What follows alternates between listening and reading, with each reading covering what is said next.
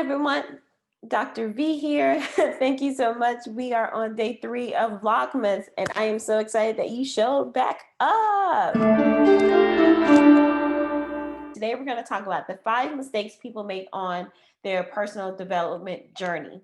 If you do not know, I call myself an empowerment strategist. Some people call it a personal coach. But the reason why I say empowerment strategist because I not only empower people for them to make their own decisions, for them to use their voice, for them to, be an advocate for their transformation. But I also look at different ways that we can do that, a system, strategy, and structure to put things in place to help you get to that next level, to overcome that thought you may have been having, that the plateau, especially in your career. I'm all about bringing life and career together. I do not look at them independently. I used to, which made me come to this journey and realize that if I've been like this all these years, there are some other people that are out there and they too need support of bringing it all together. So we're going to talk about 5 mistakes people make on their personal development journey. All right. And we're going to start. Number 1, they don't start. People do not start a personal development journey. A lot of people don't understand what a personal development journey is. Some people may have heard it and thought it was not for them, but I'm here to tell you, personal development is not this woo-woo thing of, being all in your head, getting analyzed, or just going to therapy. Now, therapy can be a part of it. So this is totally different from therapy because therapy deals with some really deep issues that you may need professional services or medical, service or something like that. So please don't confuse therapy with personal development. They can go together, but they don't have to. Like, there are some things that could be deep inside that a coach who isn't in that area just can't help you with. You need to be with a therapist, but not starting one. If you know that you've been stuck in your life, whether that's career or in your personal life, like relationships, finances, health,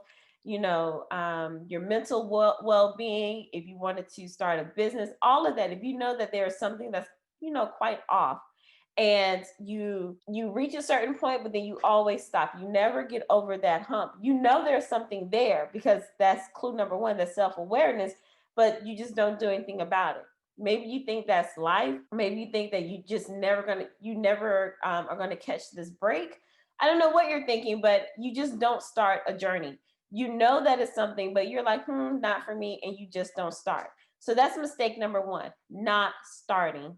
Mistake number 2, once you realize that you need to start a personal development journey, getting a coach, someone to help you go through the steps of, digging up your past, or how to move forward, or put some system strategies and structures in place for you to go to the next level to reach your goal, you try to go too fast. Because if you're a high achiever like me, it's all about the results. It's all about getting the A. It's all about being first.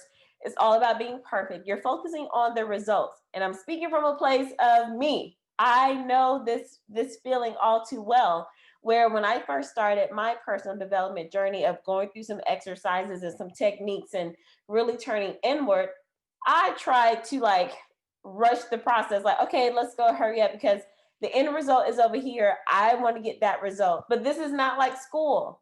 Personal development is a process. You focus on the process and let the results unfold. So I had to learn that, and I want to help you so you don't make these mistakes. So mistake number 2 is rushing the process, trying to go too fast, focusing only on the results instead of allowing the results to happen.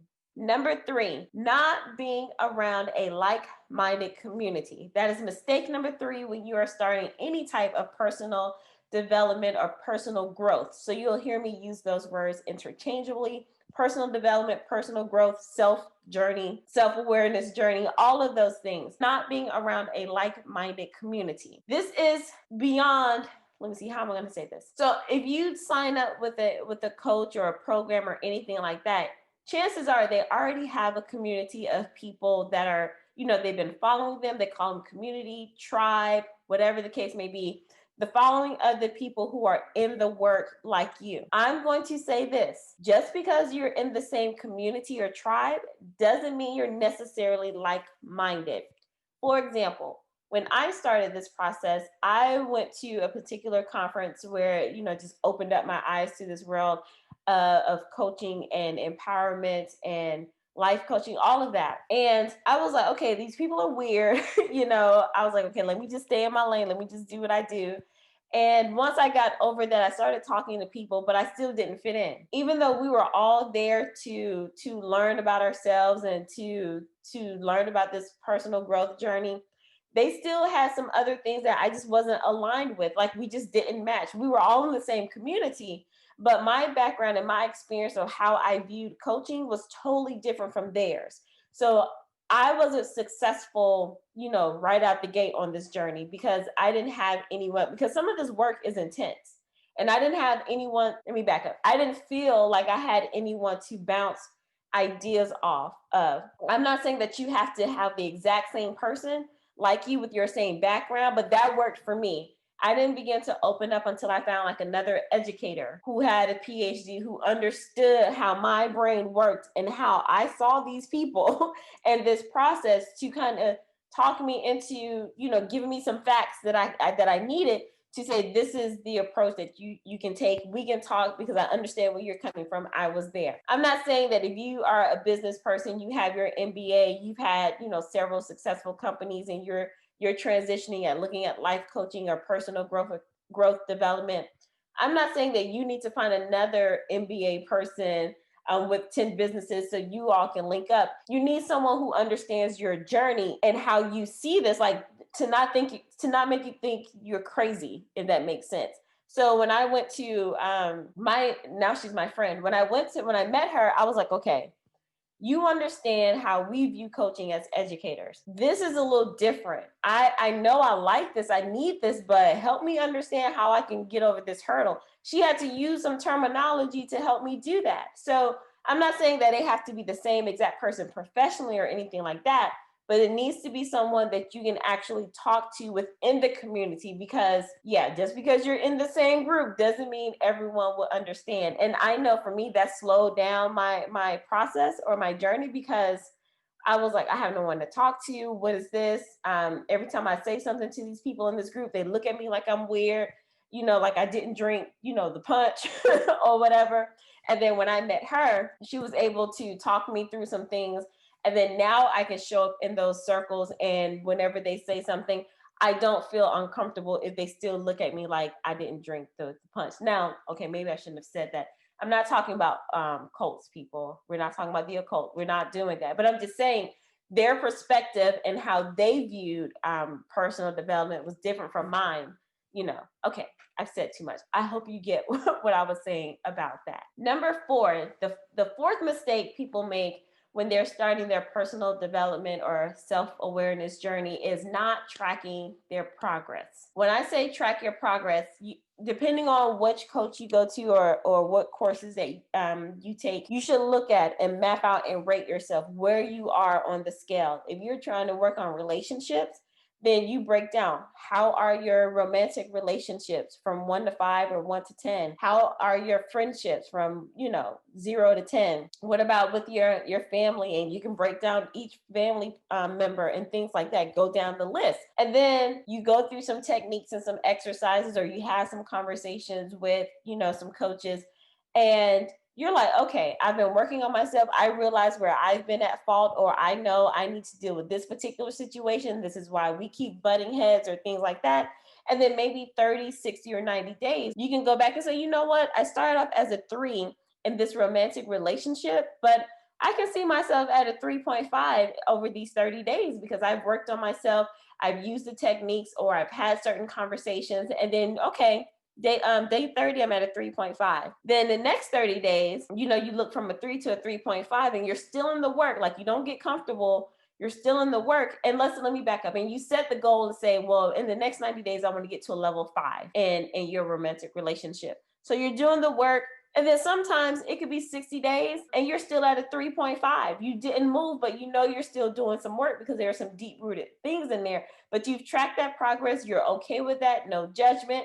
But you know you have 30 more days to make a move. And even though you may not make it to that level 5, you're not at the 3 where you were. So a mistake people make, and then again, I am also people not tracking your progress, not knowing where you started, not having an idea of where you want to go, and then not following along the steps. Like, sometimes we get defeated when we don't go from A to C, but we made it from A to B, but we think we failed because we never made C, not realizing, but we're not back at A.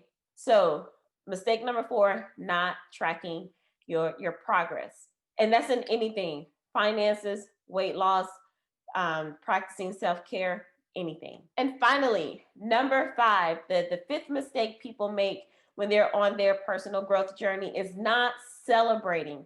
Oh my gosh, we are under celebrated as a society, as a people, as women, as people of color, as white people, just everybody. Everyone is under celebrated. Yeah, we just think we go through life thinking, okay, that's cool, that's normal, that's great, I did this, so what?